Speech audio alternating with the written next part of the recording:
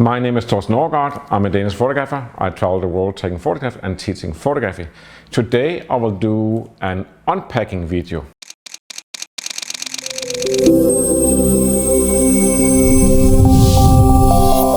Before I get into it, below the video there is free downloads. You simply just put in your email, press send, and in a matter of minutes you have the free downloads.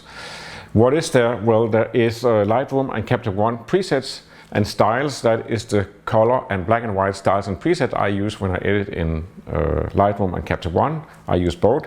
And it is a very simple package that I use to get basically the Leica look, my preferred look for black and white and color photographs. It is made for Leica photos, but it basically works for anything, Fuji, film, Canon, Nikon, Sony, Hasselblad, whatever. It's free, you can download it, you can see how does it work for you. A lot of people are happy, including me, so try that. Also, there is my ebook about famous and iconic photographers and the iconic photographs, and also I write about how I photograph and why I photograph. Finally, one more free ebook is called What is Sharpness in Photography? And if you think you can buy a sharp lens, maybe you can, maybe you can't, but it's actually another element that makes a photograph sharp, and that is what I'm telling about in this book. It's loved by everybody who makes movies in Hollywood because they for sure know. Download and read the book, then you also know. Big surprise, I have never done an unpacking video before. Today it will be the day, maybe the first and last time I do it. Here I have a Hektor lens. This is the original Hektor. This is actually a 125mm Hektor lens that I bought because Leitz Cine, they're called in Wetzlar, the sister company to Leica camera that makes cinema lenses, came out with the Hektor lenses, and then I thought, let me just get going. Let me go nuts with this. So I got this Hektor, and you can see it needs a lot of adapters to actually work on a Leica SL3 or like an M. This is actually an M adapter on a SL. I can save you the trouble and the money. This is not an amazing lens. It does have a look. I wouldn't say the look is worth all this extra jam. But that was just a side note. Let's get into the unpacking. There's actually going to be 2 unpacking videos in one unpacking video. This unpacking video serves a purpose.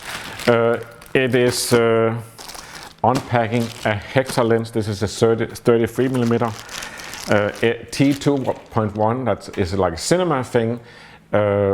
It is the same as a f2.0 when you put on a still camera. This is how it actually came. It did come with a box outside, and then it has like this box, and you open it and you take out the lens. You can see it has like a little bedding here. This is where the lens sleeps when you don't use it, and it has a lens cap that immediately we're going to remove.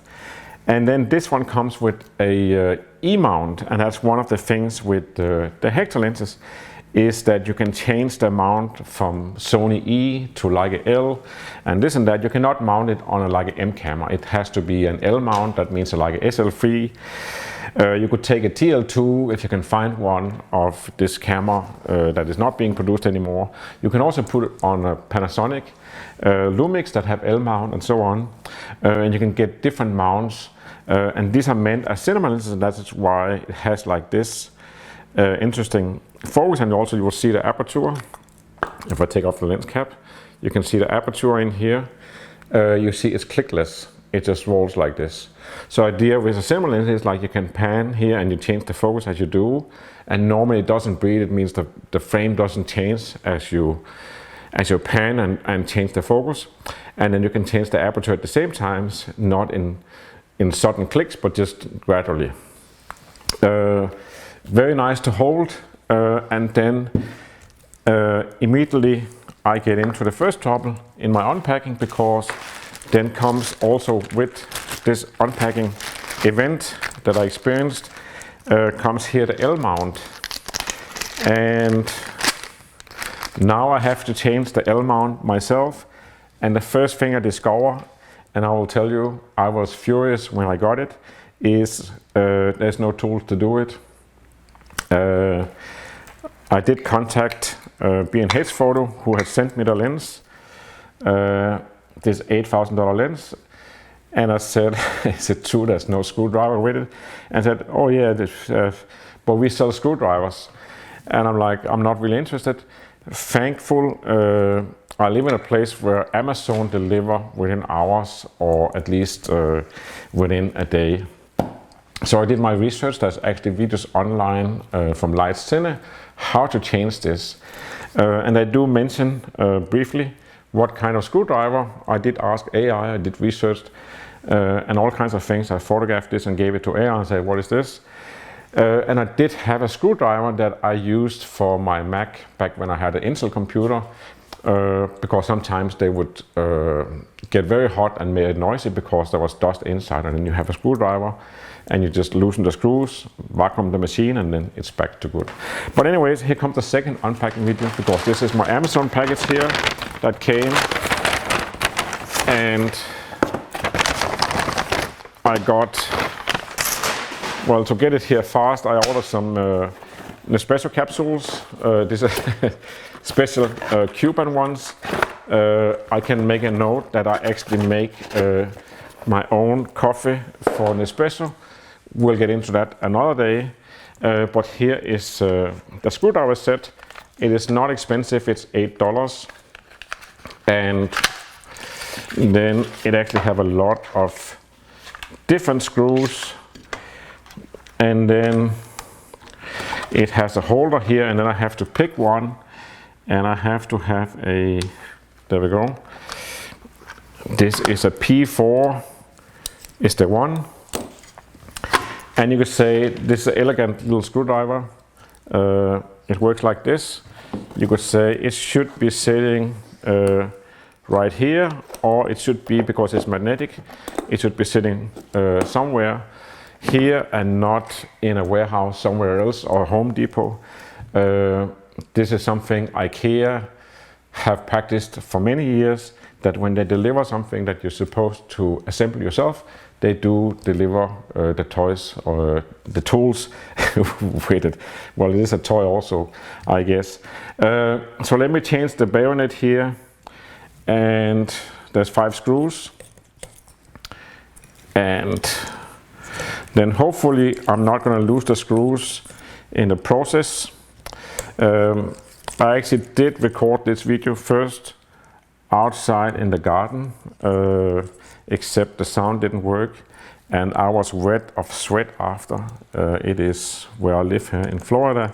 It's 32 Celsius and humid, very humid this time of year, 3 months a year, it's like that. It's nothing compared to Paris and places like that. Goodbye to the E-mount for Sony, and you could say this one should not come in a plastic bag. It should be right here. There's actually a space for it. This is where it should sit. And you say if you have several cameras you're going to use, this is where you can put at least one alternative bayonet. Then it has here 2 small clicks that have to fit with this one. That's how you know where it should be. And these ones will fit in here. And there's actually, these rings didn't fall out of this one. They could have, and then you would be wondering what to do with those. With the Sony E and the L mount, you don't have to deal with those, just leave them in there, and then you put back the screws. There is, for the super wide angle Hektor, or some of the lenses, if you change to, I forgot which bayonet, but it's on the Leitz Cine YouTube channel. Some of them, when you change the bayonet, it's a whole operation of changing these rings and adding and removing, and it's just terrible. I'm not there. Going from E to L mount is pretty simple. You could say I did buy an L mount lens, so why did it not come with the L mount? Maybe sometimes later in life I will see it as a bonus that I got a Sony E mount also, or maybe I'll have somebody use the lens that maybe they use E, or they can go from E to PL mount, or who knows. On the video it says you can get a screwdriver here that measures the pressure. I'm not that fancy. So you just screw them on so they're like stable. It's pretty simple. Now I can take off this ridiculous Hektor here, put it away, and then this one have a very weak little dot. I wish I could remember where it was. On here, I'll tell you when I find it. It can be that. There it is. It's hidden right here. There's a little dot there. It's not really easy. You could say it is when a lens is 73mm here. The dot is between the Leitz logo and the 73mm. That's how I would remember it, and that have to align with this one, and that means I can put it on here without messing too much. There we go. And now here we have Hektor is on the SL3 where it belongs, and then I will test it.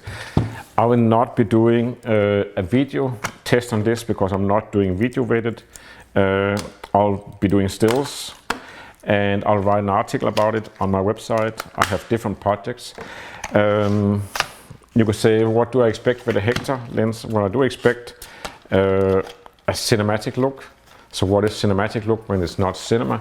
Well, a still look with cinematic lens should be, one thing is that it can produce flare and different types of reflection inside the lens that might look cool. It might also just wash out the picture. I will know. One thing I do expect is that it's an organic look. Well, there's one more thing is like when you have big glass like this,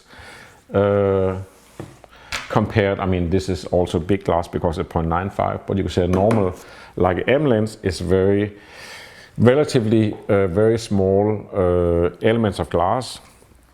When you have big glass, you have a lot of possibilities of making really high quality and doing it also in a relaxed way. And that would result in an organic look, which is both a Leica look and organic. And organic means in cinematic terms, and also in my world, organic means that something looks detailed and relaxed. It's not over-sharpened. And that's basically when you go into a cinema, you look at a big screen, you don't want to look at something over-sharpened with super sharp digitized edges or something.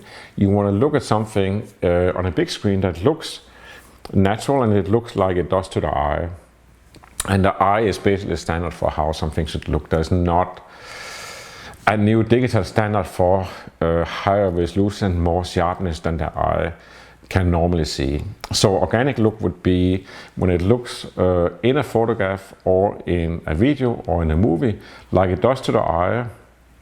And that means like you look at something, I look at this lens, and before I touch it I actually have an idea how it's going to feel, the weight of it, even the temperature, and that is what the eye is good at. It's good at analyzing things, looking at things and see all the details, but you'll see the eye is not over sharp. So that's what I expect. I also dabbled with the 100mm. There's a little bit too, it's actually the only of the Hektor lenses that is bigger than the other ones, so it's quite a chunk of a lens of using. And it also brings you could say it's just 100mm. I'm used to 90mm, but 100mm actually brings you really close to thing. It really crops the world. It's not something I would use. So one of the things I would be interested to see, how does this lens perform, because it's hyped. I mean, people hype the hell out of it. And one way that you hype the hell out of something is if you get a suitcase of lenses for free, you have to love it. I'm not in that situation. I actually buy my own lenses, so I paid $8,000 for this, plus $8 for this, $8,008 so far. So I'm actually interested to see how does this work for me. Is it worth the size, the weight, the price of having one extra lens? And one thing for sure I'm really interested to see is how does it work with faces, for portraits, groups of people, and also I'm taking it for a swing to Bozeman in Montana, because the light there is special, and I want to see how does this lens behave with that type of light, and also you could say big spaces, meaning like long shots, backgrounds far away. It should be one big beautiful blur. We'll see, and you can read in the article. Thank you for watching. That's all I had to say today. Remember the free downloads below the video, and remember till I'll see you the next time to always wear a camera and of course also a screwdriver.